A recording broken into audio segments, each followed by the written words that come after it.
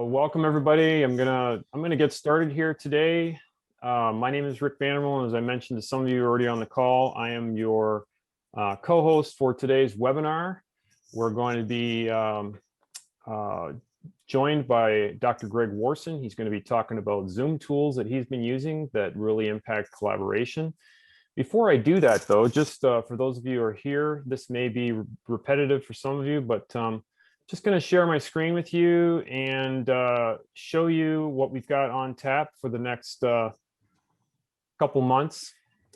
Here is our BigByte webinar series for this semester. And we have already had the January 27 panel discussion. If you want to get that recording, let me know. I'll make sure I get that out to you. We did send it out to the COE faculty, but I'm not sure if it got to the CCPS faculty. So certainly the CCPS faculty, I'd be happy to share that with you. Today, obviously, we have Greg. And then on Wednesday, March 24, we're going to be doing a webinar with Daisy Fredericks, who's going to be talking about group work online with asynchronous tools. And then we'll finish out our webinar series for this semester with how to review and examine rubric data using the EAC tool. And that will be Vince St. Germain and Taylor Boyd. Both have had extensive experience with the UAC assessment tool. So I'll continue to send those invites out as we get closer to those webinars that are coming up in the last part of the semester. No need to, to worry about that. But if you want to screenshot that or something, just so you have it on your calendar, that might be a way to go. So with that, I'm going to stop sharing and introduce my esteemed colleague, Greg Warson. He is tenure track faculty member in the College of Education, Educational Leadership and Counseling unit. And Greg has been doing some really great work with his students on online collaboration due to some of the conditions we've been teaching under in the last year or so. He's been doing some great work and is going to be sharing with us some ideas and thoughts that maybe would help you in your teaching and collaboration, or even just in your meetings that you're doing to engage the students or the participants in your meetings more aptly. So Greg, with that, I'm going to turn it over to you. Thank you for being here today and sharing your knowledge with us. Okay, thanks, Rick.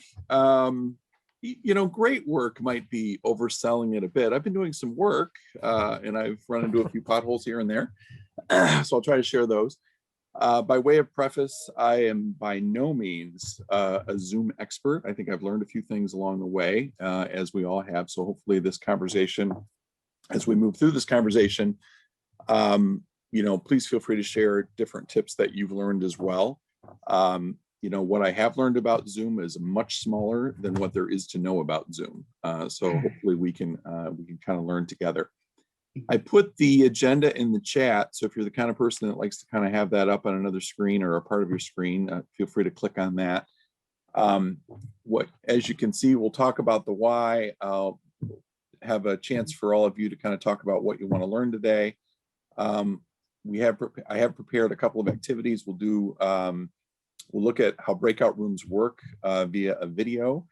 It's pretty brief, about 3-4 minutes. And then we'll practice that. We'll actually experience being in a group with a whiteboard, and we'll examine a question around Zoom, like when and how to use it. And then I'll just try to share some tips that I've found to be really helpful as I've worked with classes in Zoom. And then at the end, the last question of the day is, what do you still want to know? Our expert IDEL staff is here. So that will give them certainly some fodder for things that we could perhaps talk about in future Big Bites. Or if we have time and there are people on the call that know the answer to your burning question, by all means, we can kind of have that dialogue. So give me a thumbs up if that makes sense. I'm seeing quite a few. So what's our why? I know for us in the Ed Leadership Program, one question that we've asked ourselves pre-COVID was that if students are actually going to drive to campus in a hybrid class that meets maybe 3 or 4 times per semester, what are we doing within that in-person session that would warrant them driving maybe an hour or two to get to campus? And that question really kind of pushed us toward, we better be doing something that involves interaction, because otherwise, why are they driving to campus? I mean, we can record a lecture and send it out, and they don't have to leave the comfort of their home. So I think in the last 10 or 12 months, that question has shifted to, instead of why are they, if they're driving in, what are we going to do? If they're going to bother to log on at the same time, which means we're owning a part of their time, right? They can't do this asynchronously. We're telling them that we want them to be here at the same time.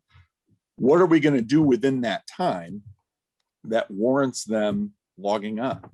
And for me, a big answer to that question is, I'm not going to talk at them, because I could make a recording and send that to them, and they could watch that while they're working out, or they could watch that, listen to it in their car or whatever. They don't need to be in the room at the same time.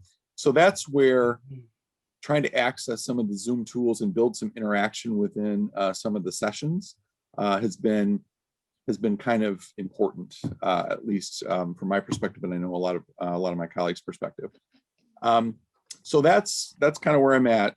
One of the things I love about Zoom is, we can all see each other's names, so we don't have to necessarily go around and say, this is my name and here's where I work. But the other thing I didn't know is exactly how many participants we would have. If we would have had like maybe 8 or 12 participants, we could have maybe done a go around on the question of, what do you all want to know?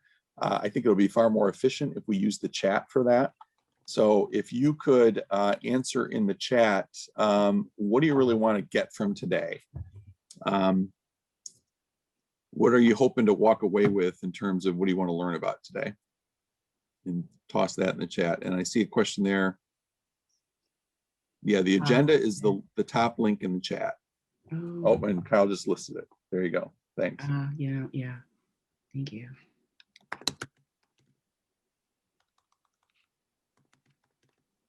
Collaborative tools and breakouts. Yep. Good. How to create breakouts. Good.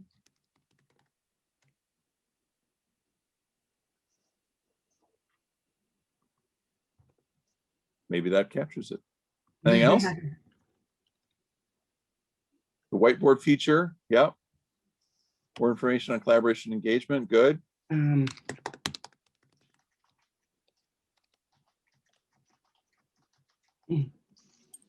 Okay, good deal. Engagement using breakouts, linking to collaborative documents. Yep. Yeah. Taking advantage of the tools available. Techniques you have for following up after breakouts. Okay. Yep. Okay. Better using options in a screen share, selecting exactly what to share. I'm going to talk a little bit about a tool called the snipping tool that I think is available for everybody. And I use that in a lot of ways to build PowerPoints and stuff like that, but it's also particularly effective using Zoom, and I'll try to explain exactly how that works. So good. Terrible at screen sharing. Yeah, it is a kind of an interesting skill. Any technical difficulties that students get into. I did notice, we'll see when we look at some student feedback from a recent course, midway course eval I looked at, sometimes they do run into difficulties and they can be coached on kind of how to control that. Showing videos. Yeah. Actually, Annika, thank you. That's probably a good segue. I'm going to start off by showing you a video, about a 4-minute video on how to use Zoom and whiteboards. Now, when I do this, I'm going to screen share the part of my screen that has the video. I've already queued it up. It's in a tab on an internet browser, so it's preset to go. I don't have to wait for it to load up. The other thing I did before everybody got here is I got through the ads, so we don't have to look at the commercial on the front end. And here's 2 tips that I learned from somebody, and I'm sure it was one of the IDEL folks. Before I push play, I'm going to click in the share box, share sound, and optimize for video clip. to enhance the video for listeners. And what I learned about this is I actually showed myself some videos as if I were a student, and I just watched them on my phone. And I left the room where my laptop was, and I went to a different room in the house, and it's a game changer. I mean, a video looks so much better if you click those two boxes as you share the video. So I'll do that now. So now I'm going to share the screen. I've got all the screens to pick from, screen 1 and screen 2. And by the way, if you don't have 2 screens, try to get 2 screens. That is a total game changer.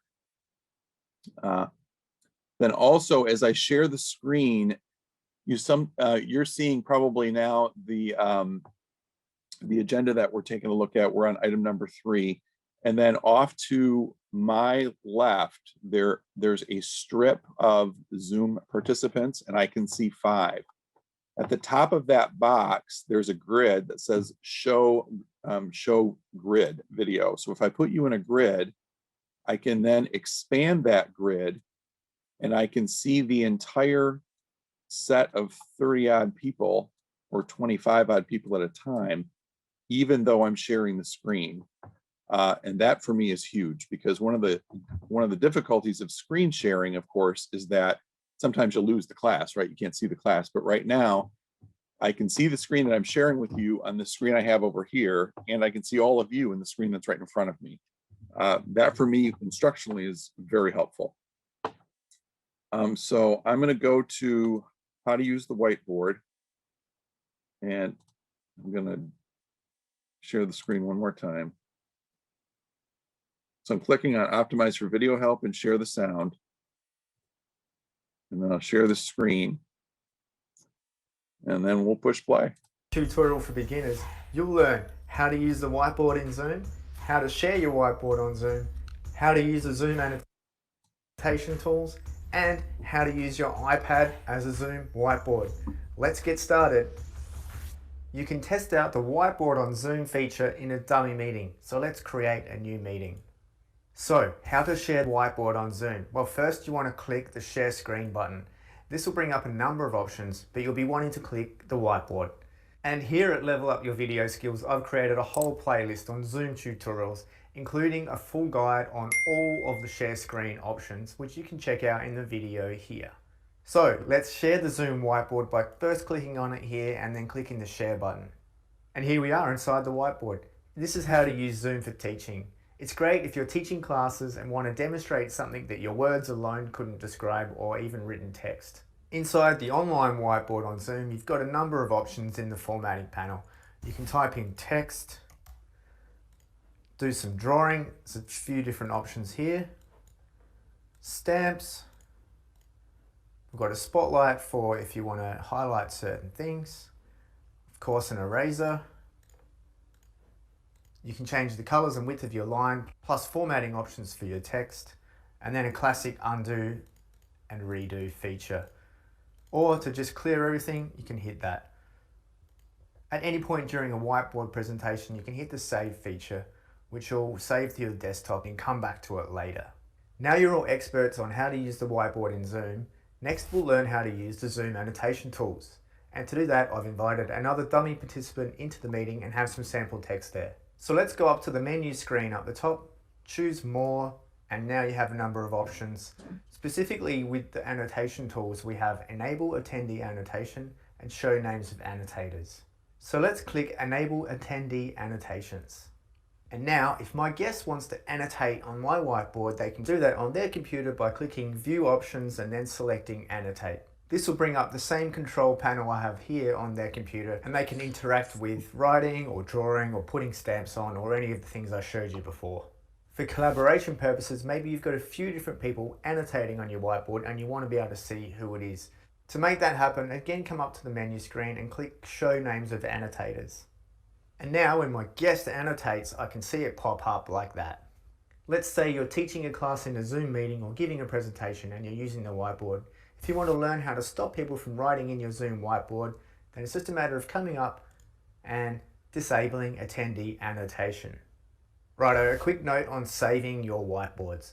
If I were to stop sharing this or go into a breakout room and start a new whiteboard, This one wouldn't be saved unless I click save every time. So if you don't want to lose any of that information, make sure you hit the save button.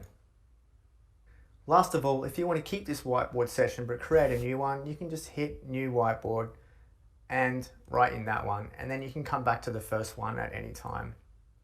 Here's a bonus tip on how to use Zoom Whiteboard on your iPad, Android or tablet. You can connect via cable, or in my case via AirPlay because I have an Apple device. Click share.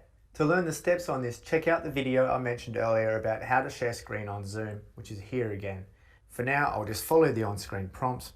And now here's my iPad, so I can go ahead and use it as a whiteboard as I mentioned earlier. Not the world's tidiest handwriting, but you get the idea. That about wraps it up for today's video, so I hope you've learned something on how to use the whiteboard in Zoom. Okay. I showed that video in session today because I figured we would not want to give anyone homework in preparation for the session, but we all want to learn in this space. Obviously, what you could also do is you could send that video to your students in advance, and then they would have those skills and you could encourage them to watch that, just prior to class or something like that. The other advantage of the video is that, often you can find pretty good stuff online in terms of what the instruction looks like or how to best do that. So I'm all about being a shameless borrower or stealer of that kind of technology in order to make that work. So that's the good. So now what we're going to do is we're going to practice. So we'll go into breakout rooms, and I see here that we have 31 participants. So I usually shoot for groups of around 3 to 4. So we'll probably have 6 or 7 groups. The question that you'll ask, that you'll talk about within the group is, when and why would you use Zoom breakout rooms, and would you use it with or without the whiteboard feature? And I'm hoping this will be an instructional conversation to talk about how do we make decisions about when and how to use breakout rooms, and when and how to use whiteboards, and how is that useful. I will need a brave soul in each group to share or to access their whiteboard and jot down a few notes. And again, that's done per the video by going into the screen share and accessing the whiteboard, and you can just kind of type down some bullet points.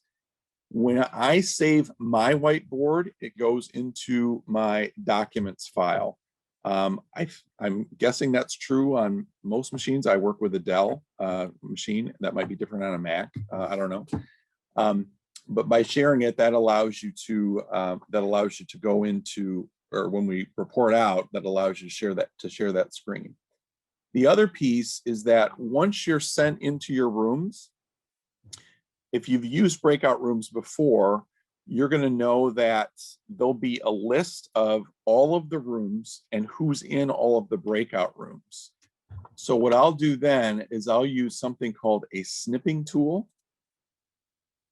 And I can learn to understand you much better if I can get familiar with the way you talk. Got it. Sorry. I don't know why my thing did that, but it did. And I can access the snipping tool by searching for it on my own machine. And I'll just show you what that looks like here for just a moment. So if I share again. So this is the snipping tool right here. I can snip on new. And what that allows me to do with this cursor, with this plus sign, is wherever I put the plus sign, it's going to create a box. And so if I want to go over here and create and snip part of my other screen, I can do that. And then here's that snip. Now you can snip virtually anything. So what I'm going to do when you go into your groups is I'm going to snip the breakout room rosters. And the reason I'm going to snip the breakout room rosters is that I want to keep track of who got sent to each room, right? The first time I did this, true confessions, I was furiously scribbling onto a yellow legal pad who was in each room so I'd be able to figure out how to do the report outs afterwards. And then I realized, why am I doing that? I could just snip this and throw it onto another screen and I'm good to go. So that's what I'll do. And I'll show you what that looks like when we all come back. So as you go into the breakout room, or when you go in there too, what I'm going to do is I'm going to rebroadcast the question so you have it in your room. I'm also going to give you time features. We'll shoot for about 8 to 10 minutes in the breakout rooms, and I'll try to give you like a 4-minute warning, a 2-minute warning, that kind of a thing. And I can use that with a broadcast feature. So in other words, I can help you manage the time, you know, from my central location, if you would. And then I'll also try to, in as many rooms as possible, at least try to bop in just to check to see how things are going. Much like you would do in a physical classroom, you would walk around from group to group to group, kind of listen in a little bit, and then kind of see how that works. Greg, can I just mention something here that's going on in the chat? Yeah. I think it's important because we have quite a few people that use PCs, and then also a group of people that use Macs as well. And so if your snipping tool with a Mac is Command-Shift-3 if you want to take a screenshot of the whole screen, or Command-Shift-4 if you want to define the size of the snip that you want. Okay, so Command-Shift-3 or Command-Shift-4. And then in the Mac, it goes into your desktop, and you can just create a file there that just says screenshots, or however you want to keep that, because otherwise it'll populate your whole home screen if you don't clean it up afterwards. And I only know that because I've had my whole screen full of screenshots before. So There you go. Nice. Thanks for that clarification. Any other questions before we head into the breakout rooms? That making sense? Okay, so now at the bottom of the screen, I have a little grid that says breakout rooms. I click on it. It allows me to create the number of breakout rooms. And as that number of breakout rooms goes up, there's a mathematical equation that tells you how many participants are going to be in each room at the bottom. So as soon as I get to 7 breakout rooms, there are going to be 3 to 4 participants per room. Okay, I can assign you automatically. I can assign you manually if I want to set you up in particular groups that I've predetermined, or I can let you choose a room. To keep things straightforward, it's just going to assign you automatically, which also means randomly. So you'll head into those rooms as soon as I hit create.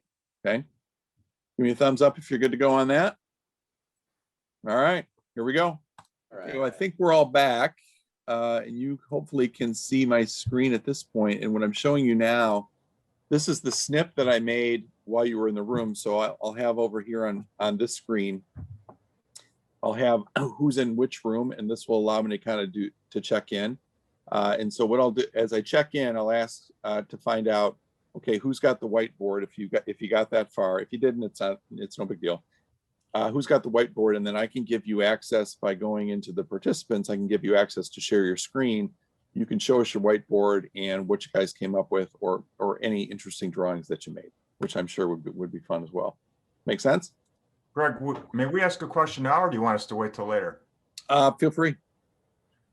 We could not seem to master the annotate so that the other participants could use the features, the drawing features, and see across the top. Excellent. So we're going to couldn't start figure that out. So yeah, so, room 2 figured that out really well.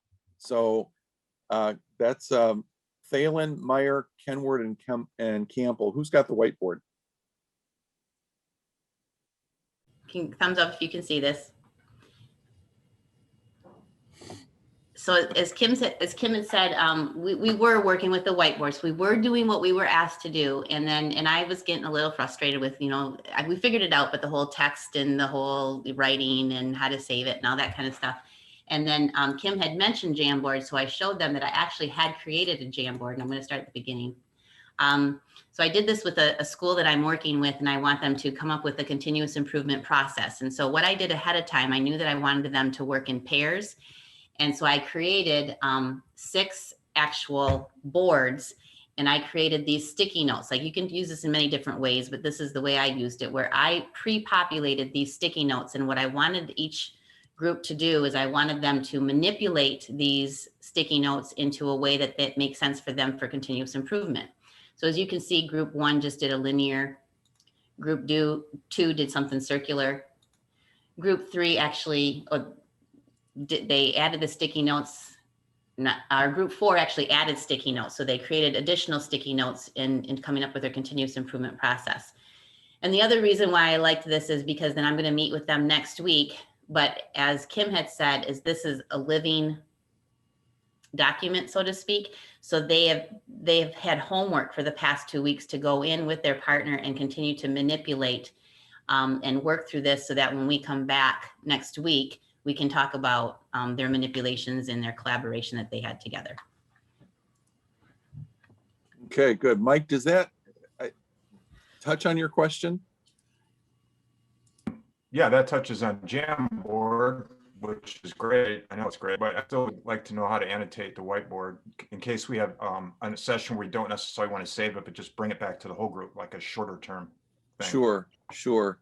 Well, I can answer this if you guys want. Basically, what you need to do is enable the annotation for all of the other people in the session. I found this link on Zoom. I posted it in the chat. This is an article on how to activate that annotation for everyone else. Basically, all you need to do is once you're in your breakout sessions, click on the meeting tab. There's an option that just says, what does it say? Annotation enabled. And you just make sure that's checked on.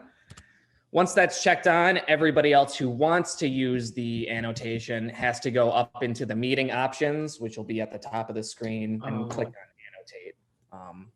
So it's a little bit of a process, but that handout that I posted goes through all the steps. So Okay, Noah, good. can I rephrase what you just said? Because I want, or paraphrase what you just said. So if I'm the person running the groups, I would go in and enable annotation, and I tried that, but no one could annotate. And that's because the other members of my group didn't go up then once I had enabled that, they also then have to click on that. Correct. Yeah, they have to actually. That was our problem. They have to actually find their own access to the annotation bar. Okay. Okay. And just, I had to search around for it, and it actually was under the view tab where it lists, do you want to see this at 100%, 15%, 50%? And somewhere buried in there, it says annotate. And as soon as I clicked on that, I could do it. So I found mine under the more tab. Yeah. It's So probably it must be in different places. Oh, okay. Interesting. Yeah. Great stuff. Great stuff. Well, yeah, I appreciate how so many people are kind of contributing to the answers here. That's excellent. If we look at room 1, Smith, Nasser, Miller, and Blockett, what were some of your responses to how this might be used? And I think in the interest of time, it's 10:49. Why don't you just tell us, as opposed to share that? I think we know how you can share the board. Rick could make the host and that whole bit, but that's probably going to take more time than we have. So if one of you would like to kind of share some of the things that you talked about. Yeah. So we were all in the same group, and we were the ones who had some of the questions and were having some of the conflicts around trying to get the annotation to work. I think it was that second step of us having to individually click on the view options piece that we didn't quite get. What we did discuss was the other features that we used for whiteboards, similar to what Kathy had showed with like using Jamboard. I was mentioning that I use Google, like I have a Google folder for each class and use a Google Doc that is called Class Notes, and that's sort of a whiteboard feature. And it also sort of responds to what Kim was mentioning earlier about having the ability to sort of, have longevity with it in terms of students can access it at any point and, catch class notes if they miss class, all that kind of stuff. So not that we were trying to, purposefully not follow the assignment. We did click on we clicked to ask for help, and we saw that you were helping others. So we were being patient, but all that to say, we were having some technical issues. And so we discussed some other mechanisms of using whiteboards, but I think Mike did a good job of showing us how to use the whiteboard feature. We were just having a hard time trying to get everybody to be able to annotate. Yeah, good. And whiteboards are by no means the only way to skin the cat, right? I mean, you can, Jamboards, Google Docs, just a Word document that you share, all that stuff would work. So what about room 3, Julie, Mary, Monica, and Cheryl? Any insights that you'd like to share?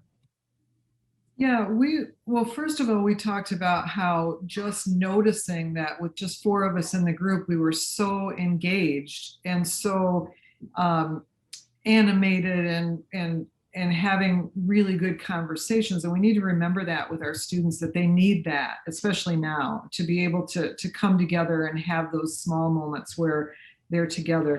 On the whiteboard, we figured out how to create a Venn diagram. So if you go up and click on the draw, there's a circle, and you can just make the circle bigger and make another one overlap, and then you can add text inside of it. So you could do something along those lines.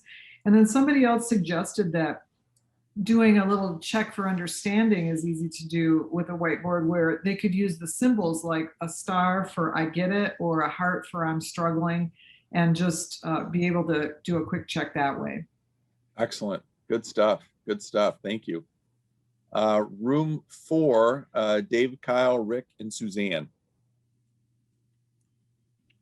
Well, I've just linked a PNG of our whiteboard into the chat, so everyone can see what we were able to do, which was we were able to get through the problems of figuring out how to enable annotations for all of our members, and we all played with the draw tool, the stamp tool, the spotlight tool, and the text tool, and we just got really familiar with all the tools, and we answered the questions. It was a pretty productive session. Good deal. Good deal. Thank you. Room 5, Carol, Heather, Liz, and Stephanie. Yeah, we had some really good conversation also. Let me get my notes up. So we talked about, of course, how it fosters engagement. It gives the students, that was mentioned before, that opportunity to speak with their peers, but then also to wrestle with content on their own. So even if you only had like 3 or 4 students in the course, to put them in a breakout and let them do that, because we talked about how they tend to be reluctant, to speak out in the Zoom room. So it eases that anxiety of them being able to really dig into the content. We did talk a little bit about how Google Docs and slides can be used as a framework for discussion, that it might be more efficient. And in some cases, we don't want the tech to distract from the content. So if they're having those tech issues, that can be useful, but then to realistically approach why, the question why and how. So then we thought about how we could use this as a brainstorming tool. Somebody mentioned setting realistic expectations, like when they get out into the real world, they're not going to be given a framework every time. So how do they create something on the fly that's going to communicate the work that they're doing? You could get to some accountability. So you could, with the names on the screens, you could make sure everybody's participating and sharing. And then we talked about similar to the Venn diagram, but how students might be able to conceptualize in a visual form. So instead of the typical typing back notes or ideas, could they draw a collaborative picture that demonstrates an idea, or even like the basis of they could do a quick infographic or something like that, so that they're doing a little bit more visual work instead of, like I said, it can get kind of monotonous to just be doing, lecture notes, typing like all the time. And so to get that creativity flowing a little bit, there's some opportunity there. Okay, great insights, Carol. Yeah, one thing I noticed is I bopped into each of the different groups, and I definitely had this phenomenon in class as well. No one's muted. So because you're in a group of 3 or 4, nobody has to worry about muting in or muting out, and the conversation is much more engaged because it actually feels like a conversation. So good stuff. Room 6, Debbie, Jason, Justin, and Rick.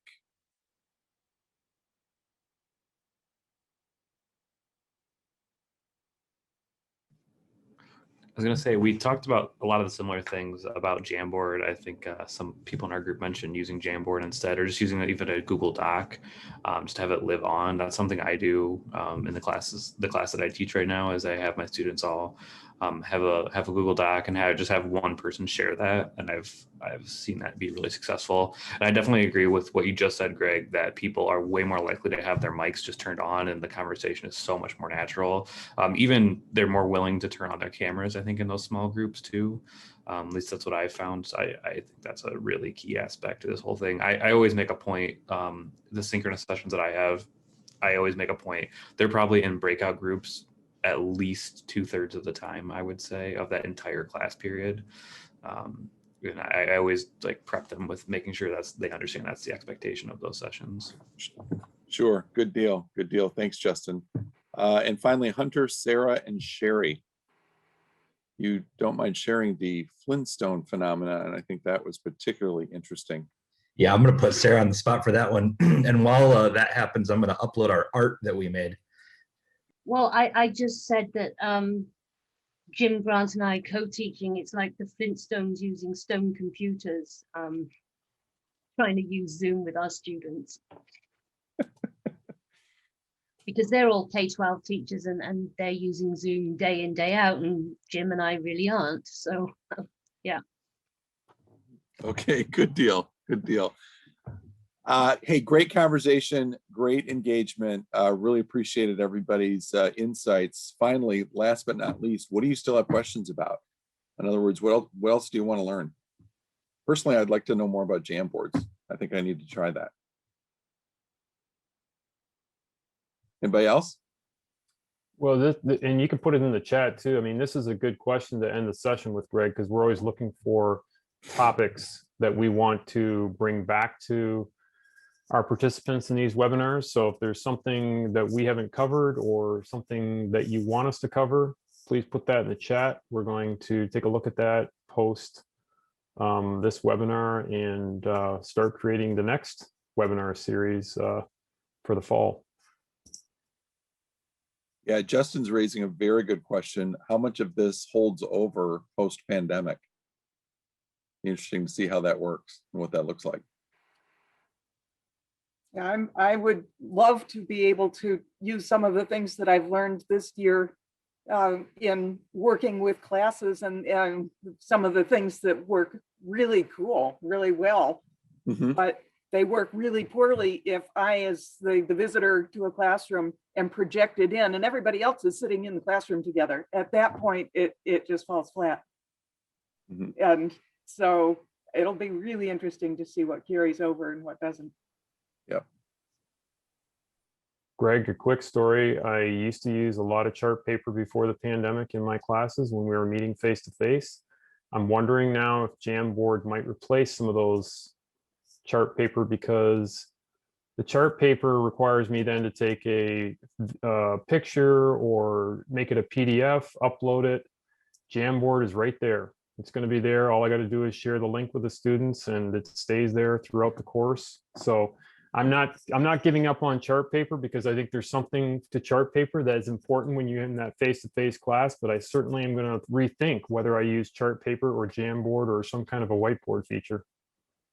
Yeah, good point. And most of our students are coming to class with, in fact, I don't think I've ever seen a student not come to class with a device. I mean, they've all got devices anyway. So yeah, that can certainly be done in person. Good point. Okay. So I'm seeing some great ideas in the chat. We can save that as well. So I'm sure we will. Again, thanks for everybody's insights and engagement, and hope this was helpful. Yeah.